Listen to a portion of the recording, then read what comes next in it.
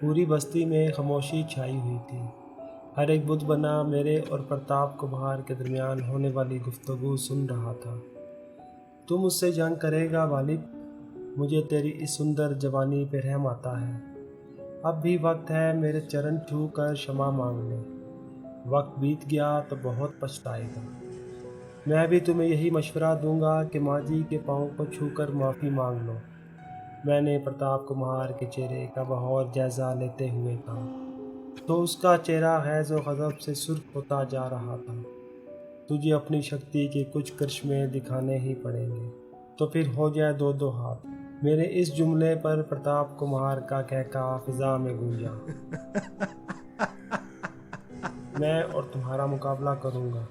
मैं तो तुम्हें हाथ लगाए बगैर दोज़ख में झोंक सकता हूँ। उसने अपना हाथ उठाकर मेरी तरफ झटक दिया। दूसरे ही लम्हे जो कुछ हुआ उसने मुझ समेत पूरी बस्ती को हैरत में डाल दिया।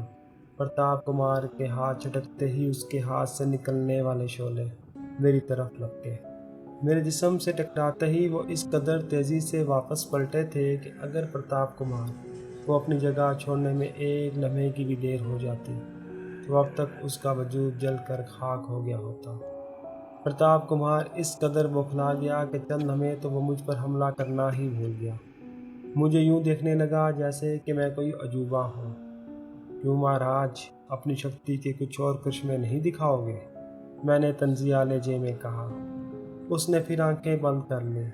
कई मिनट बाद जब दोबारा उसने आंखें खोली तो एक लम्हे के लिए मुझे यूं महसूस हुआ जैसे उसकी आंखों की जगह दो सुर्ख अंगारे दहक रहे हों। उसने दोनों हाथों को जोड़कर दो तीन बार ऊपर नीचे किए और साथ साथ वो अपने किसी मंत्र का जाप भी करता जा रहा था। मैं खामोशी से उसकी एक एक हरकत देख रहा था। उसका एक हमला नाकाम होते ही मेरा हौसला खुल गया था, इसलिए मैं खामोशी से खड़ा था। उसने अपने दोनों हाथ खोलकर आसमान की तरफ बढ़ा दिए और एकदम ही हाथों को गिरा दिया। दूसरे ही लम्हे मेरे सर पर बड़े बड़े पत्थर गिरने लगे, लेकिन जैसे ही कोई पत्थर मेरे सर के करीब पहुंचता, खुशनुमा फूल बनकर मेरे कदमों में आ गिरता। इसके बाद तो जैसे प्रताप पर पागलपन के दौरे पड़ने लगे।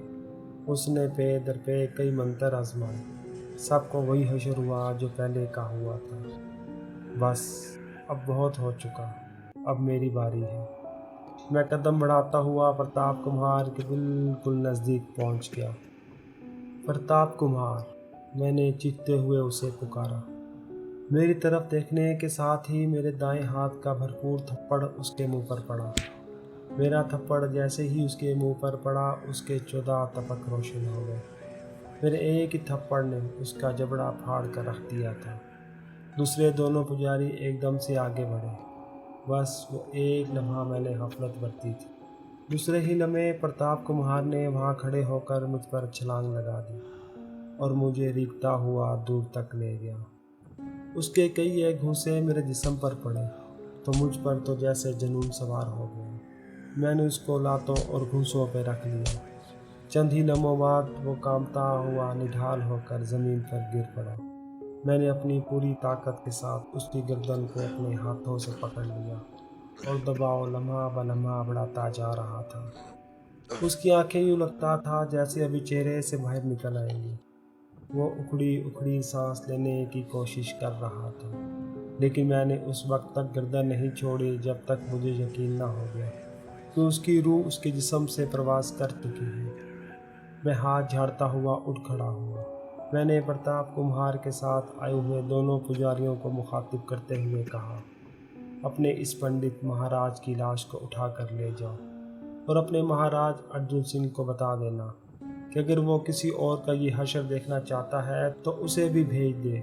वो दोनों पंडित अपने साथी की लाश उठाकर खामोशी से चल पड़े।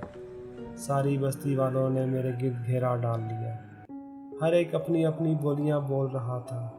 कोई मुझे फरिश्ता कह रहा था, कोई जादूगर। ये सब लोग अपनी अपनी बोलियां बोलने में मगन थे और मैं हैरत में डूबा अपनी उस पुरअसरार ताकत के बारे में सोचने लगा, जिसके बारे में अभी तक मुकम्मल तौर पर मुझे कोई इल्म न था। मैं इन्हीं सोचों में मगन था कि इनमें से एक उम्र रसीदा बुजुर्ग आगे बढ़े اور میرے شانے پر ہاتھ رکھ کر کہنے لگے، بیٹا تم کون ہو؟ کیا تم کوئی جادوگر ہو؟ بابا الحمدللہ میں مسلمان ہوں، اور مسلمانوں کے مذہب میں جادو کو حرام قرار دیا ہے۔ میں کوئی جادوگر وغیرہ نہیں ہوں، ایک خدا اور ایک رسول صلی اللہ علیہ وآلہ وسلم کو ماننے والا مسلمان ہوں۔ میں آپ لوگوں سے وعدہ کرتا ہوں بہت جلد آپ لوگوں کو اس ظالم راجہ ارجن سنگھ سے نجات مل جائے گی۔ ادھر گھر پہنچنے پر ماں جی مجھ سے کہنے لگی، بیٹا نہ جانے میرا دل کیوں گھبرا رہا ہے، راجہ ارجن سنگھ بہت ہی ظالم انسان ہے، نہ جانے وہ تمہارے ساتھ کیا سلوک کرے گا۔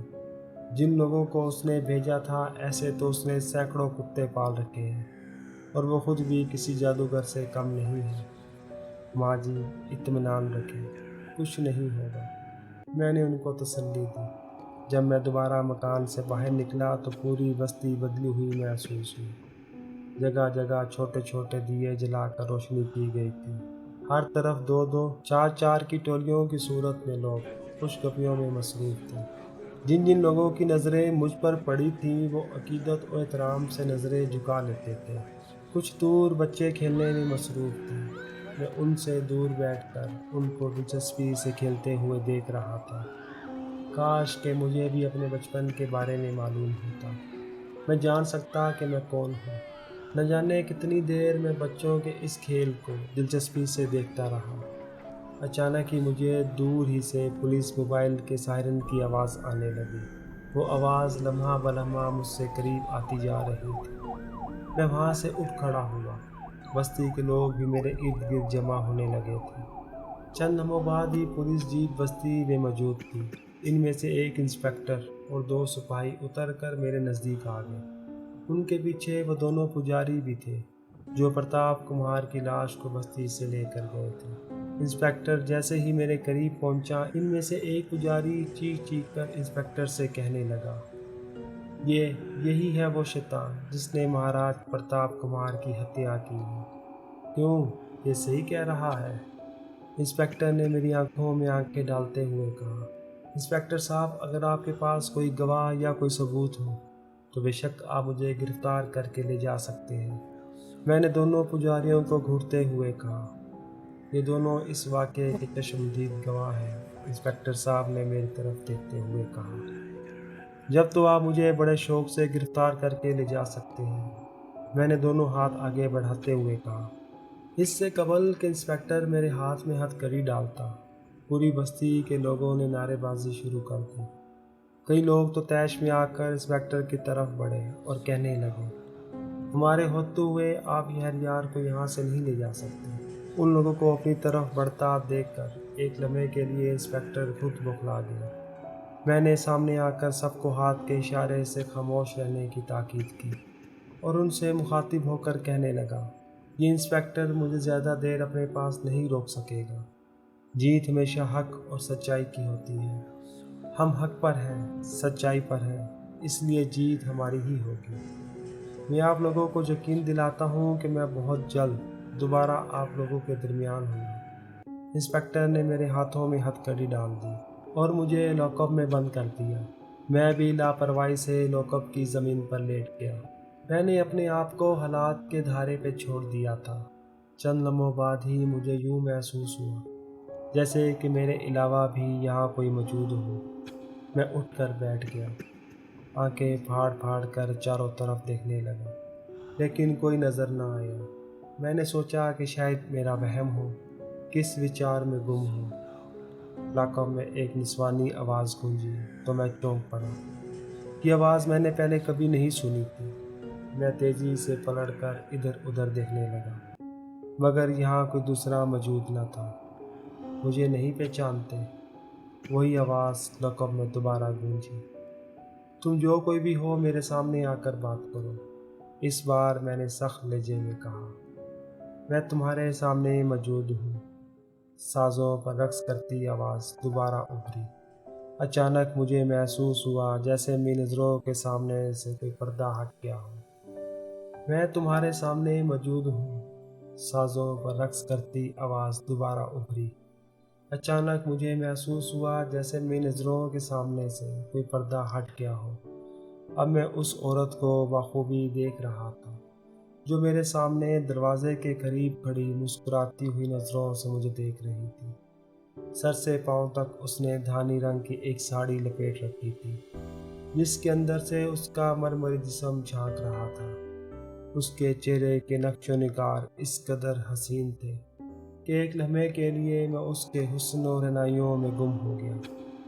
फिर मुझे राजा अर्जुन सिंह का ख्याल आया तो मेरी आंखों में खून उतर आया। मैंने गैर आलूद नज़रों से उसे देखते हुए पूछा, कौन हो तुम? जवाब में हसीन और जमील औरत के होंठों पर एक मुस्कुराहट उभरी।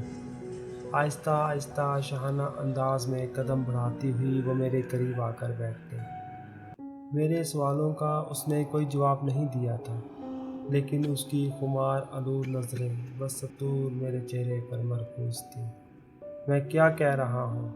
मैंने चिल्लाकर औरत को मुखातिब किया। इस बार भी औरत के होंठों पर एक पुरवकार मुस्कुराहट उभरी। उसने मुझे चमकीली नज़रों से देखते हुए ठहरे हुए लहजे में कहा, तुम्हारे अंदर इतनी शक्ति नहीं है कि मुझे पहचान सको। औरत की खूबसूरत आवाज़ लाखों में गूंजी। मुझे यूं लगा जैसे बेशुमार घंटियां एक साथ खनक उठी हैं।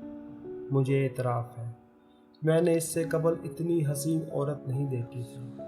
मैं उसके हुस्न में पागल होता जा रहा था। आखिर तुम हो कौन? मैंने एक बार फिर अपना सवाल दोहराया। तुम अपने माजी के बारे में जानना चाहते हो? उसने मेरी तरफ सवालिया नज़रों से देखते हुए कहा, क्या तुम मेरे माजी के बारे में जानती हो? मैंने बेचैनी से पहलू बदलते हुए पूछा। मैं तुम्हारे माजी के बारे में एक एक बात जानती हूँ, क्योंकि मैं पार्वती देवी हूँ और मैं खुद इतनी शक्तिशाली हूँ जिसका तुम तसव्वुर भी नहीं कर सकते हो। मैं तुम्हारे माजी के बारे में एक एक बात बता सकती हूँ। तो फिर बताओ मैं कौन हूँ, कहाँ से आया हूँ? मैंने अपने दिल की बेतरतीब धड़कनों पर काबू पाते हुए पूछा। तुम अभी उसने कुछ कहने के लिए लब खोले ही थे कि तेज़ खुशबू का झोंका मेरी अतराफ में फैलता चला गया। मैं सब कुछ भूलकर उस खुशबू की सहर में खोता चला गया। न जाने कितनी देर यूं ही गुजर गई। जैसे ही खुशबू का झोंका मेरी तरफ से गायब हुआ, मैंने वहां देखा जहां चंद मिनट पहले पार्वती देवी मौजूद थी। अब वहां उसका नामो निशान तक न था। पार्वती देवी मुझे मेरे माजी के बारे में बताने आई थी, फिर मुझे कुछ बताए बगैर गायब क्यों हो गई थी। ऐन उस वक्त बुजुर्ग की आमद क्या मायने रखती थी? क्या वह बुजुर्ग नहीं चाहते कि मुझे अपने माजी के बारे में कुछ मालूम हो? हाँ बिल्कुल, यही बात थी। मुझे उस वक्त बुजुर्ग की आमद बड़ी ख़ास लग रही थी। अभी मैं अपने हालात पर गौर कर रहा था कि इंस्पेक्टर लॉकअप का दरवाज़ा खोलता हुआ अंदर दाखिल हुआ। उसके चेहरे पर हवाइयाँ उड़ी हुई थीं। वो कितनी देर तक मुझे घूरता रहा, फिर मुझसे मुखातिब होकर कहने लगा, तुम्हारे और कितने साथी इस बस्ती में मौजूद हैं? इंस्पेक्टर की इस बात पर मेरा दिल चाह रहा था कि मैं कह के लगाऊं, मैं जान सकता हूँ कि तुम्हारे इस सवाल के पूछने का मकसद क्या है। वो दोनों पुजारी रामलाल और जगत लाल पुरस्कार तौर पर लापता हो गए हैं और बावजूद कोशिश के अब तक उनका कोई सुराग नहीं मिल सका। मेरा बस्ती में ना कोई साथी है और ना ही यहाँ कोई मुझसे मिलने आया है। इंस्पेक्टर ने मुझे 2 दिन बंद रखा। इन 2 दिनों में उसने मुझे अपनी ज़ात से कोई तकलीफ़ नहीं पहुंचाई थी। तीसरे दिन उसने मुझे अदालत में पेश कर दिया। कोई सबूत और गवाह न होने की बिना पर अदालत ने मुझे जल्द ही बाइज्जत बरी कर दिया। मैं एक बार फिर बस्ती में पहुंच गया। मैं अपने साथ गुजरने वाले हालात पर बड़ी संजीदगी से गौर कर रहा था। एक के बाद एक पुरस्कार हादसा मेरे साथ पेश आ रहा था। रात की तारीकी में कब्र से पैदा होना, बुजुर्ग का मुझे नसीहतें करना, पंडित पुजारियों से जंग करना, पार्वती देवी से मुलाकात, उन 2 पुजारियों का पुरस्कार तौर पर गायब हो जाना। क्यों? आखिर ये सब कुछ क्या है? न जाने कितनी देर तक मैं ख्यालात की दुनिया में गर्दिश करता रहा और चौंका उस वक्त जब गजाला ने मेरे सामने खाने का थाल ला कर रखा। کن سوچوں میں گم ہے۔ غزالہ نے مجھے شوخی سے مخاطب ہو کر کہا، میں سوچ رہا ہوں کہ آخر یہ دونوں پجاری کہاں غائب ہو گئے تھے، تو کیا یہ کام آپ نے نہیں کیا؟ اس نے حیرت سے پوچھا۔ یہ کام کسی اور طاقت کا ہے اور میں اس طاقت کے بارے میں جاننے کے لیے بے چین ہوں۔ اس نے بے یقینی سے میری طرف دیکھا۔ اسے شاید میری بات پر یقین نہیں آیا تھا۔ اس سے بیشتر کہ ہمارے درمیان کوئی اور بات ہوتی، ہمیں یوں محسوس ہوا جیسے پوری بستی میں زلزلہ آ گیا ہو۔ پوری بستی کی زمین تھر تھرانے لگی تھی۔ یوں محسوس ہو رہا تھا جیسے ابھی یہ زمین پھٹ جائے گی اور ہم اس میں سما جائیں گے۔ میں تیزی سے مکان سے باہر نکلا۔ ہر طرف چیخ و پکار مچی ہوئی تھی۔ عورتیں، مرد، بچے، بوڑھے سبھی بھاگ رہے تھے۔ اعصاب کو چٹکا دینے والا شور برپا تھا۔ اسی لمحے قیامت کے اس شور میں کسی کی آسمان کو چیرتی ہوئی چیخ سنائی دی۔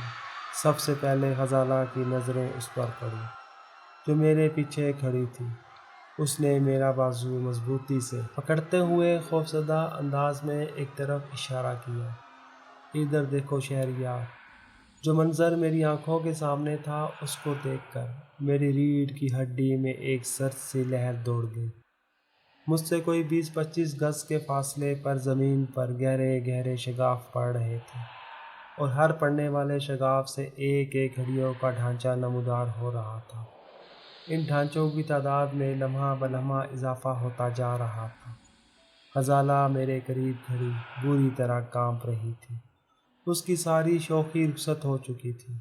اس کا چہرہ خوف سے سفید پڑ گیا تھا۔ وہ مجھ سے کانپتی ہوئی آواز میں مخاطب ہوئی، اب ہمارا خاتمہ ہی سمجھو شہریار۔ اب ہم کسی طرح بچ نہیں سکتے۔ ہم ان ڈھانچوں کا مقابلہ نہیں کر سکتے۔ ابھی میں انہی ڈھانچوں کو دیکھنے میں مگن تھا کہ اچانک میرے بالکل نزدیک زمین پر گہرے شگاف پڑتے ہوئے نظر آئے۔ ہمارے سنبھلنے سے پہلے ہی ان ڈھانچوں نے ہمارے گرد گھیرا ڈال دیا۔ غزالہ کی چیخ نے مجھے ایک لمحے کے لیے بدحواس کر دیا۔ میں نے جیسے ہی پلٹ کر دیکھا، 4 ڈھانچے غزالہ کے گرد گھیرا تنگ کرتے جا رہے تھے۔ قبل اس کے کہ میں غزالہ اور ڈھانچوں تک پہنچتا، ٹھیک اسی جگہ زمین پر گہرا شگاف پڑا جہاں غزالہ کو ڈھانچوں نے گھیرا تھا۔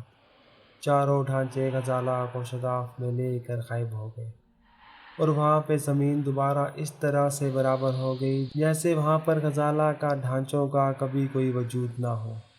میں حیرت سے آنکھیں پھاڑ پھاڑ کر اس منظر کو دیکھ رہا تھا۔ اچانک پوری فضا شیطانی کہکوں سے گونج اٹھی۔ میں نظریں گھما کر اس طرف دیکھنے لگا جس طرف ان کہکوں کی آواز آ رہی تھی۔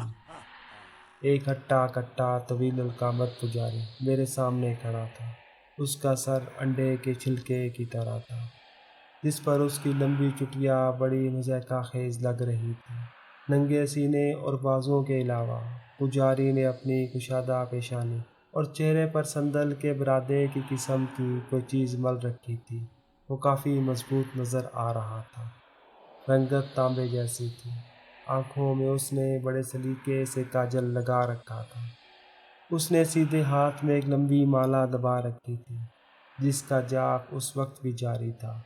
لمبی لمبی انگلیاں تیزی سے دانے بدل رہی تھی لیکن ہونٹ بالکل خاموش تھے۔ وہ غضبناک نگاہوں سے مجھے گھور رہا تھا۔ اگر میری مان تو مہاراجا ارجن سنگھ سے یدھ کرنے کا خیال دل سے نکال دے۔ پنڈت پجاریوں سے چھیڑ چھاڑ اچھی نہیں ہوتی اور دیوی دیوتاؤں سے ٹکرانا تیرے بس کا روگ نہیں ہے۔